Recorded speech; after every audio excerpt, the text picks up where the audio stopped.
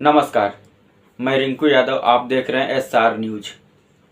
आज मैं एक नई और सच्ची घटना के साथ एक बार फिर आप सबके बीच हाजिर हूँ। जब देश 26 जनवरी मनाने के लिए तैयारी कर रहा था, लोग उत्साह में थे, तब कुछ लोग एक जुर्म को अंजाम देने की योजना बना रहे थे। और वहाँ पर जहाँ पर तिरंगा फहराने के लिए हमारे प्रधानमंत्री तैयारी कर रहे थे, सिक्योरिटी का जो इंतज़ाम है वह चाक चौबंद था। लेकिन उस सिक्योरिटी को भी भेदते हुए कुछ लोग एक जुर्म को अंजाम दे देते हैं। ये घटना है 25 और 26 जनवरी की रात को। दिल्ली और उत्तर प्रदेश का बॉर्डर पर एक जगह पड़ता है गाजीपुर। उसी गाजीपुर में एक बहुत बड़ी सब्जी की मंडी है और उसी सब्जी के मंडी से ही सटी हुई एक मच्छी मार्केट है।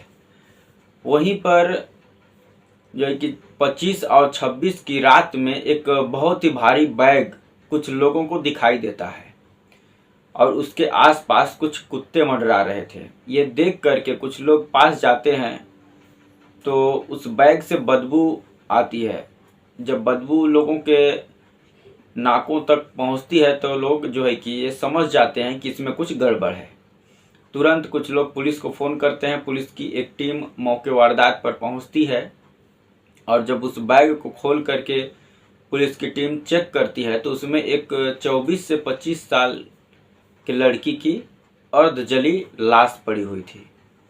ये देख करके पुलिस भी घबरा जाती है कि इतनी भारी चाक चौबंद सुरक्षा व्यवस्था होने के बावजूद कोई इतनी हिम्मत कैसे कर सकता है कि उसी दिल्ली में एक जो है कि लड़की को मार करके और उसको अर्धजली अवस्था में उसकी लाश को पैक करके एक बैग में भर के एक सब्जी मंडी में फेंक करके चला जाए। अब चूंकि सब्जी मंडी में कोई CCTV कैमरा था नहीं कि पुलिस कुछ जांच पड़ताल करे। कुछ लोगों से पूछताछ पुलिस करती है लेकिन तो कोई कामयाबी नहीं मिलती है पुलिस को। तब पुलिस की टीम एक योजना बनाती है कि इस सब्जी मंडी की तरफ जितनी भी सड़कें, जितने भी रास्ते हैं जो सब्जी मंडी की तरफ आ रहे हैं, वहाँ पर जितने भी CCTV कैमरा लगा है उसका स्कैनिंग किया जाए। जब पुलिस की टीम चारों तरफ से जहाँ जहाँ से जो भी रास्ता सब्जी मंडी की तरफ आ रहा है उस रास्ता पर लगे जितने भी CCTV हैं, जब उसको पुलिस की टीम खंगालती है तो उसमें एक कार जो है कि पुलिस की टीम को नज़र आती है, जो कार संदिग्ध लग रही थी। जब उस कार का नंबर प्लेट पुलिस जूम करके देखती है तो पता चलता है कि वह नंबर कार जो है कि यूपी का है। यूपी में एक ज़िला है गाज़ियाबाद, उसी गाज़ियाबाद की। और कार का जो रजिस्ट्रेशन था वह किसी रोहित नाम के आदमी के ऊपर रजिस्टर्ड था। अब RTO से उसका एड्रेस निकलता है और पुलिस की टीम, एक दिल्ली पुलिस की टीम गाज़ियाबाद उस रोहित के घर पर पहुंचती है। रोहित अपने घर पर मिलता है, पुलिस की टीम उससे पूछताछ करती है तो पता ये चलता है कि ये जो मेरी कार है उसको मैं पिछले महीने अभी एक अमित पांडे नाम के लड़के को बेच दिया था। अब पुलिस की टीम उसका एड्रेस लेती है और उस अमित पांडे के घर पहुंचती है। अमित पांडे भी उसी गाज़ियाबाद का ही रहने वाला था।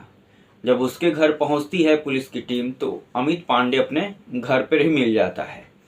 अमित पांडे को पुलिस अरेस्ट करती है और उससे पूछताछ करती है तो अमित पांडे एक कहानी सुनाता है। कहानी ये सुनाता है कि जो वो लड़की है उसका नाम शिल्पा है और शिल्पा जो है उसके बुआ की लड़की है और अमित पांडे जो है वो शादीशुदा है। उसकी एक लड़की और एक लड़का है, लेकिन शादीशुदा होने के बावजूद अमित पांडे का अफेयर अपनी ही बुआ की लड़की शिल्पा से हो जाता है। उसके बाद शिल्पा जो है कि जिद करने लगती है अमित पांडे से शादी करने के लिए, लेकिन चूंकि अमित पांडे शादीशुदा था उसके बाद शिल्पा जो है उसकी बुआ की ही लड़की रहती है तो वो शादी करने से इनकार कर देता है। लेकिन शिल्पा उसको परेशान करती है और उसको ब्लैकमेल करती है शादी करने के लिए। इससे तंग आकर के अमित पांडे अपने एक मित्र से सारी बातें बताता है तो ये दोनों अमित पांडे और उसका मित्र मिल करके शिल्पा को ही रास्ते से हटाने की योजना बनाते हैं। इसी योजना के तहत 26 जनवरी का परेड दिखाने के बहाने शिल्पा को अमित अपने घर से एक कार में लेकर के निकलता है और कुछ दूर जाने के बाद जो अमित है उसका एक दोस्त उस गाड़ी में आकर के बैठ जाता है। उसके बाद गाड़ी कुछ दूर जाती है, एक सुनसान जगह पर सड़क पर गाड़ी को रोक करके ये दोनों मिल करके शिल्पा का गला दबा करके गाड़ी में ही उसकी जो है कि हत्या कर देते हैं। हत्या करने के बाद अब इन दोनों को समझ में आता नहीं है कि इसकी लाश का क्या किया जाए, कहाँ पर इसका ठिकाना लगाया जाए। तो उसके बाद ये सब, चूँकि ये सब करने में रात हो जाती है, 25 जनवरी की रात हो जाती है। तो सुनसान जगह पर ये सब लेकर जाते हैं, कार को खड़ा करते हैं। उसके बाद एक जगह से सब एक भारी बैग खरीदते हैं। उसके बाद गाड़ी से ही अपने पेट्रोल निकाल करके उसके बॉडी पर पेट्रोल छिड़क कर आग लगा देते हैं। चूँकि वो पूरी जलती नहीं है, उसके बाद आनन फानन में उस लाश को सब उस बैग में भरते हैं और डिग्गी में रख करके दिल्ली में प्रवेश कर जाते हैं। दिल्ली में जैसे ही प्रवेश करते हैं तो गाजीपुर ही लगता है, बॉर्डर है दिल्ली और उत्तर प्रदेश का। उस गाजीपुर में एक बहुत ही बड़ी सब्जी की मंडी है और उसी के जस्ट सटी हुई एक मच्छी मार्केट भी है। तो आप सबको पता होगा कि सब्जी मंडी और मच्छी मार्केट दोनों में बहुत ही ज़्यादा बदबू होता है, क्योंकि सड़ी गली सब्जी और उधर मच्छी होती हैं। तो ये सब जो है कि योजना बनाते हैं कि यहाँ पर लाश को अगर फेंक के हम लोग चले जाएंगे तो 2-4 दिन तो कोई पता भी नहीं चलेगा किसी को, क्योंकि इतनी दुर्गंध आती है सब यहाँ से। तो उसमें अगर लाश का भी दुर्गंध आएगा तो किसी को कुछ पता चलेगा नहीं। तो ये दोनों रात हो जाती है और रात को ही जा करके बैग सब्जी मंडी में उतार करके वहाँ से निकल जाते हैं। और जैसे ही ये सब निकलते हैं वैसे ही कुछ मतलब टाइम के बाद कुछ लोगों की नज़र उस बैग पर पड़ जाती है और उसके बाद इसकी खबर पुलिस को लगती है।